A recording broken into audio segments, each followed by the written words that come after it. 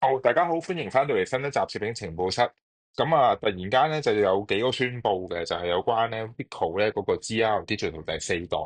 咁啊，新機其實個樣大家都 expect 冇乜變噶啦。咁但係咧比較特別咧，就係佢用咗個 Micro SD。咁佢聲稱就話會令到個機身設計更加細啦，咁啊騰出更加多空間，令到嗰個防震系統啊，同埋機身內部嘅零件可以設計得更加好。咁但係實際對用家嚟講咧，個機身都係一樣咁大嘅。咁所以變咗就冇乜特別大分別嘅。咁今次其實就用咗2424萬像素啦。咁如果我冇記，即係我冇估錯啦，或者我冇估計錯誤啦。咁如果有錯，大家指正翻啦。咁我估計呢一個就係應該係嚟自賓得 K33嘅一個 APS-C 嘅 sensor。咁喺富士嚟講咧，都去到4000萬像素啦。咁而呢部機咧，即係 APS-C 咧，仲係保持翻一個比較成熟嘅2400萬像素製程咧，咁但係唔知係咪一個好事啦？咁大家都可以留意下嘅。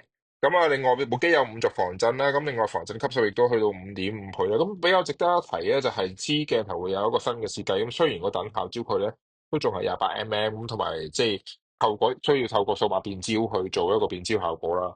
咁但係對於整體嚟講咧，即係其實都係一個好成熟嘅鏡頭設計嚟嘅。